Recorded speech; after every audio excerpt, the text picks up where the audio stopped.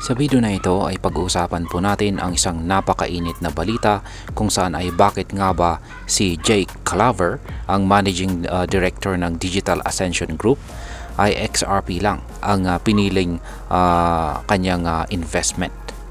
Ayan. Oo, tama ang narinig po ninyo. Hindi si Bitcoin, hindi si Ethereum, kundi XRP lamang. Hindi po siya nagda-diversify. Ayan. Bakit nga ba? Pero hindi lamang ito basta investment. May malalim po na dahilan kung bakit ganito ang kanyang paninindigan. At yan ang siyang ating pag-uusapan sa video na ito. Pero bago po tayo magpatuloy ay pakibasa na lamang po muna ang disclaimer dito sa ibaba ng ating screen.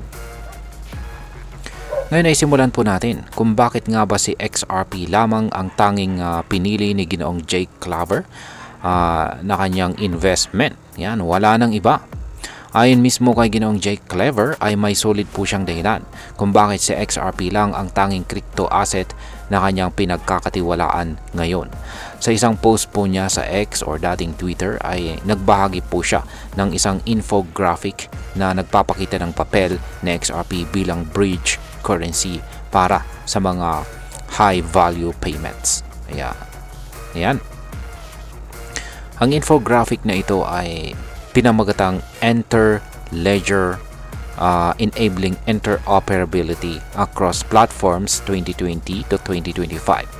Kaya sa unang tingin, para lang siyang drawing ng mga koneksyon, pero kung pagtitignan natin itong mabuti, makikita natin na parang si XRP ang sentro ng isang malawak na financial system. Sa kaliwa ay makikita natin ang mga traditional financial networks tulad po ng Zingen mula Japan, SEPA mula sa EU, Fedwire mula sa US at FPS mula sa UK. Sa kanan naman ay nandito ang mga higanting kumpanya gaya ni na Apple, Microsoft, Google, Amazon at saka Tesla. And guess what? Lahat sila ay konektado sa gitna gamit ang XRP Ledger. Ngayon is ang sunod nating tanong dito is paano nga ba magiging bridge itong sa XRP sa traditional at saka modernong financial systems? Sa simpleng salita, ang sinasabi po ng infographic na ito, kung ikaw ay magpapadala ng pera mula sa Japan gamit ang Zingen, pwede itong dumaan kay XRP bilang tulay at diretso itong makakarating sa isang platform gaya po ng Amazon sa US. Hindi na kailangang dumaan kay SWIFT o iba pang mga komplikadong bank networks na mabagal at mahal ang kanilang fees. Parang express lane po itong si XRP.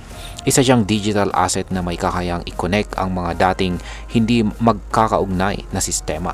Ibig sabihin ay pwede pong makipag-transact ang isang traditional na bangko kay Tesla o Apple gamit sa XRP bilang middleman. Ito ang dahilan kung bakit sobrang bullish itong si Ginoong Claver kay XRP. Ayon sa kanya ay hindi lang ito tungkol sa presyo o hype. Ang tinitignan niya ay yung utility, kung paano po pwedeng gamitin sa XRP sa totoong buhay para gawing mas mabilis, mas mura at mas efficient ang mga global payments. Ngayon is yung pinakamalaking tanong, yung sunod na malaking tanong natin dito is totoo nga ba ang sinasabi ng infographic na ito? Yan. Hindi po lahat ay sold sa ideya na ito. Ayon sa mga kritiko, ang Interledger Protocol or ILP na ginagamit sa infographic ay isang blockchain agnostic system. Ibig sabihin po niyan ay hindi ito nakatali kay XRP lang. Gamit ang tinatawag na connectors, pwede itong gumamit ng kahit anong digital asset o kahit fiat money para lang makapagpadala ng bayad mula sa isang ledger papunta sa isa pa. Tama, totoo po na si Ripple ang tumutulong sa pagbuo ng ILP noon pang taong 2015. Pero habang lumilipas po ang panahon, naging independent na ang development na ito.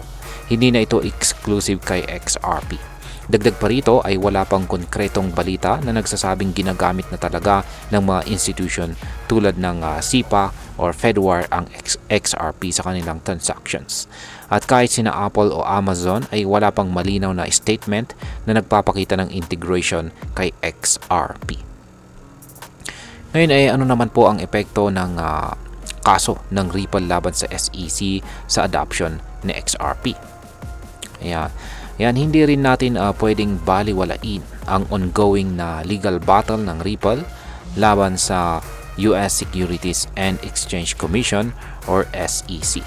Sapagkat mula pa noong taong 2020, naharap na si Ripple sa kaso na nagsasabing ang pagbebenta nila ng XRP ay isang uri ng illegal securities offering.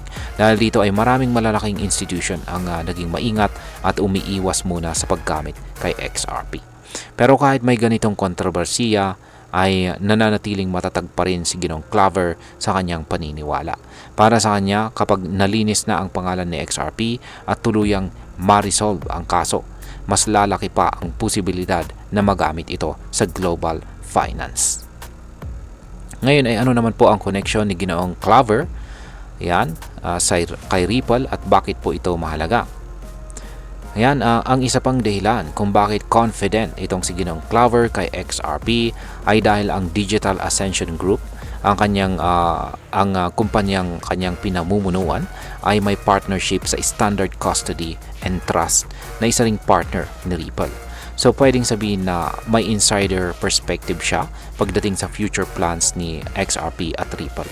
Pero malinaw din po itong si Ginong Claver sa kanyang mensahe. Ayon sa kanya, ang investment niya kay XRP ay personal po niyang desisyon. Hindi niya ito ipinipilit sa iba. Ang gusto lang niyang sabihin ay ito ang nakikita niyang may malaking potensyal, lalo na kung magkakatotoo ang vision ni XRP bilang bridge currency ng future financial system.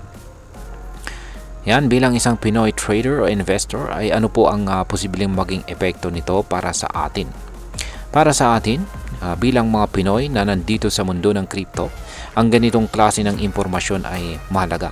Una, pinapakita po nito na may mga malalaking pangalan sa industriya na seryosong tinitingnan si XRP bilang higit pa sa speculative asset.